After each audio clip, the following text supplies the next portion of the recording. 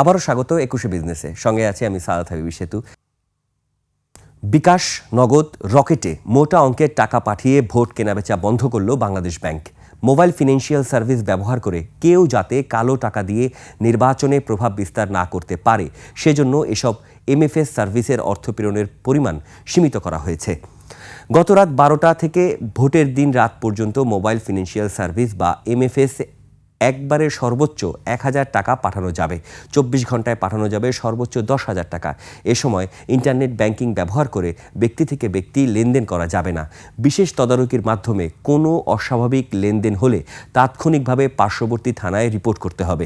বাংলাদেশ ব্যাংকের সার্কুলারে বলা হয়েছে, আসন্ন ত্রয়োদশ জাতীয় সংসদ নির্বাচনে এমএফএস ও ন্যাশনাল পেমেন্ট সুইচ বাংলাদেশ এনপিএসবির আওতাধীন ইন্টারনেট ব্যাংকিংয়ের মাধ্যমে ব্যক্তি থেকে ব্যক্তি লেনদেনে অপব্যবহার রোধে এই সিদ্ধান্ত নেওয়া হয়েছে।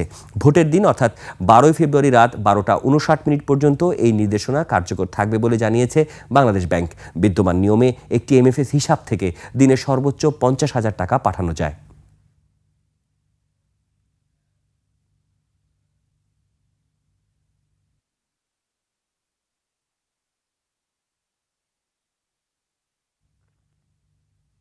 অন্তর্বর্তী সরকারের আমলে চট্টগ্রাম বন্দরের নিউমোরিং কন্টেইনার টার্মিনাল এনসিটি পরিচালনার জন্য ডিপি ওয়ার্ল্ডের সঙ্গে চুক্তি হচ্ছে না বলে জানিয়েছেন বাংলাদেশ বিনিয়োগ উন্নয়ন কর্তৃপক্ষ বিডার নির্বাহী চেয়ারম্যান আশিক চৌধুরী। এ সময় তিনি বলেন, দেশের স্বার্থ অক্ষুণ্ণ রেখে এনসিটি আন্তর্জাতিক মানের করার জন্যই বিদেশিদের হাতে দেওয়া প্রয়োজন। রাজধানীর ফরেন সার্ভিস একাডেমিতে সংবাদ সম্মেলনে আশিক চৌধুরী জানান, বিষয়টি রিভিউ করার জন্য আরও সময় চেয়েছে ডিপি ওয়ার্ল্ড। নির্বাচন পরবর্তী সরকারের কাছে উদ্যোগটি এগিয়ে নেওয়ার কথা জানান বিডা চেয়ারম্যান। এই সরকার আমলে সাইন হচ্ছে না, আমার মনে হয় এটা with fair amount of certainty নিয়ে বলা যায়, কারণ আর দুটো কার্যদিবস আছে, এই কার্যদিবসের মধ্যে ওনারা ফেরত আসবেন, তারপরে আমরা আমাদের ক্যাবিনেটে নিয়ে গিয়ে এটাকে অ্যাপ্রুভ করিয়ে তারপরে সাইন করব। এটা আমাদের নিজেদের কিছু প্রসেস স্টেপ আছে। ওরা যদি হঠাৎ করে ফেরত চলেও আসেন, আমার ধারণা এই প্রসেসগুলো কমপ্লিট করা খুব ডিফিকাল্ট হবে উইদিন দিস গভর্নমেন্ট পিরিয়ড। এদিকে ডিপি ওয়ার্ল্ডের সঙ্গে চুক্তি থেকে অন্তর্বর্তী সরকার সরে আসায় ধর্মঘট স্থগিত করেছেন চট্টগ্রাম বন্দরের শ্রমিক কর্মচারীরা। সচল হয়েছে বন্দরের কার্যক্রম। সকাল থেকেই বন্দরের কন্টেইনার হ্যান্ডেলিং সহ পণ্য ওঠানামার কাজ চলছে। তবে কয়েকদিনের ধর্মঘটে বন্দরে তৈরি হয়েছে জাহাজ ও কন্টেইনার জট। যা চট্টগ্রাম বন্দরে আসা ১৮৫টি জাহাজ ও ২১টি ডিপোতে আটকে পড়ে আছে ৬০ লাখ টন পণ্য। এর মধ্যে ১৫ কন্টেইনারের জাহাজে রয়েছে খেজুর, ফলমূল সহ শিল্পের কাঁচামাল। অন্যান্য জাহাজে রয়েছে চিনি, তেল, গম, ডাল সহ ১৩ ধরনের পণ্য।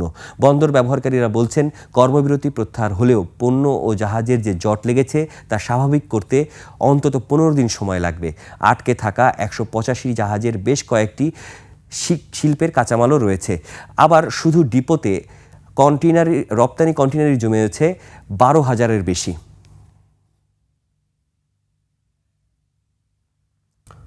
বাংলাদেশ সময় আজ রাত ১১টায় যুক্তরাষ্ট্রের সঙ্গে বাণিজ্য চুক্তি স্বাক্ষর করবে বাংলাদেশ। চুক্তি সই হলে বাংলাদেশের উপর যুক্তরাষ্ট্রের আরোপিত বিদ্যমান পাল্টা শুল্ক হার ২০% থেকে আরও কমতে পারে বলে আশাবাদী বাণিজ্য উপদেষ্টা। চুক্তিতে দেশের স্বার্থবিরোধী কিছু থাকবে না জানিয়ে বাণিজ্য উপদেষ্টা বলেন, যুক্তরাষ্ট্রের সম্মতি সাপেক্ষে এইটি প্রকাশ করা হবে। আকবর হোসেন সুমনের রিপোর্ট।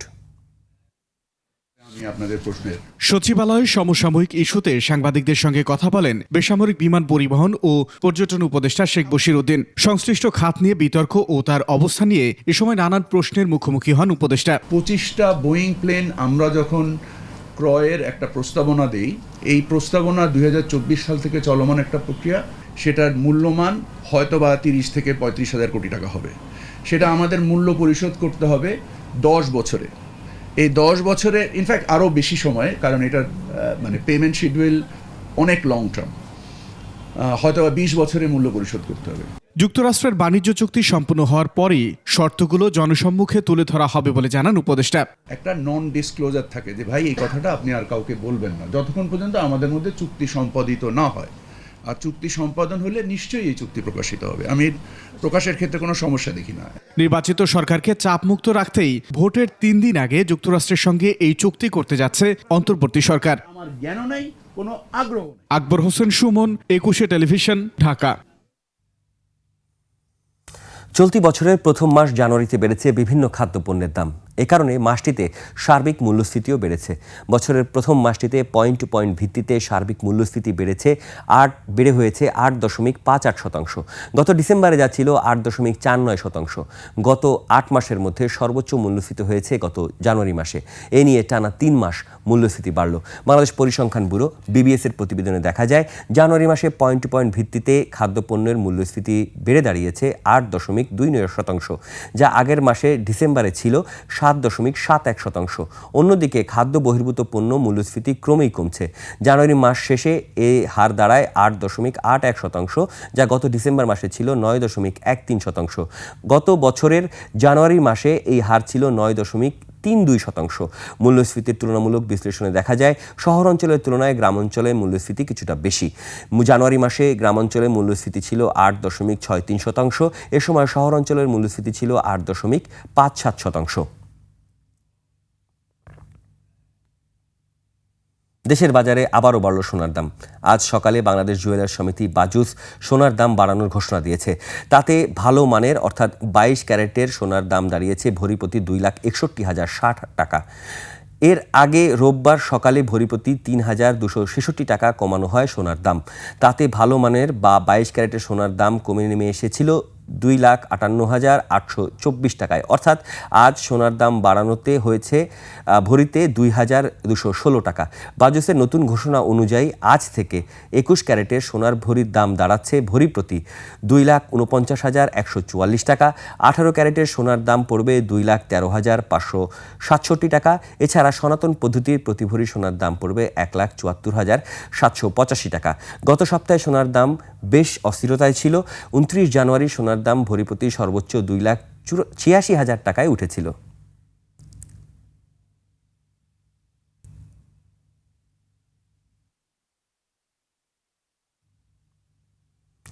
কৃত্রিম সংকট সৃষ্টি করে ভোজ্য তেলের দাম বাড়ানো, বাজারে নিয়ন্ত্রণের অভিযোগে S Alam super edible oil লিমিটেডের 42,84,00,000 টাকা জরিমানা করেছে বাংলাদেশ প্রতিযোগিতা কমিশন বিসিসি। এক সংবাদ বিজ্ঞপ্তিতে এ তথ্য জানায় বিসিসি। বিজ্ঞপ্তিতে বলা হয়, গত 3রা ফেব্রুয়ারি এ বিষয়ে চূড়ান্ত আদেশ জারি করে কমিশন। আদেশে বলা হয়, S Alam super edible oil company 2012 সালের প্রতিযোগিতা আইন লঙ্ঘন করেছে। প্রতিষ্ঠানটি উৎপাদন কমিয়ে এবং পরিবেশক ও অন্যান্য প্রতিষ্ঠানের সঙ্গে ষড়যন্ত্র করে বাজার নিয়ন্ত্রণ করে। এর মাধ্যমে প্রতিযোগিতা আইনের 15 ধারা লঙ্ঘন করেছে প্রতিষ্ঠানটি। আইন অনুযায়ী প্রতিযোগিতা বিরোধী চুক্তি, একচেটিয়া বা অল্প সংখ্যক প্রতিষ্ঠানের প্রাধান্য সৃষ্টি, অস্বাভাবিক মূল্য নির্ধারণ এবং উৎপাদন ও সরবরাহ সীমিত করার মতো কার্যক্রম নিষিদ্ধ। এস আলম এডিবল অয়েল লিমিটেডের প্রতিষ্ঠানটির মালিক মোহাম্মদ সাইফুল আলম। তার বিরুদ্ধে আওয়ামী লীগ সরকারের আমলে বিভিন্ন ব্যাংক থেকে 15,000 কোটি টাকার ঋণ পাচারের অভিযোগ রয়েছে।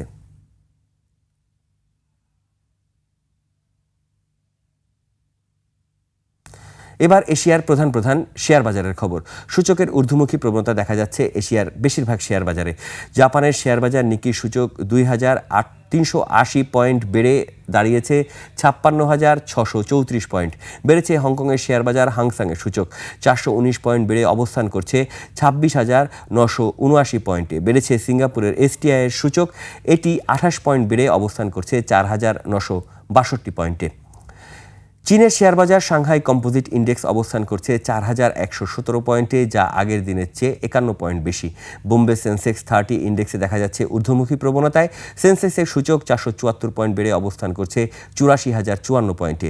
বেড়েছে থাইল্যান্ডের থাই স্টক এক্সচেঞ্জের সূচক, এটি 44 পয়েন্ট বেড়ে অবস্থান করছে 1,398 পয়েন্টে। দর্শক, নিচে একটা ছোট্ট বিরতির পর ব্যবসা বাণিজ্য ও অর্থনীতির পরিস্থিতি নিয়ে আমরা আরও কথা বলবো। International business forum of Bangladesh IBF এর সাবেক প্রেসিডেন্ট হুমায়ুন রশিদের সঙ্গে। ততক্ষণ সঙ্গেই থাকুন।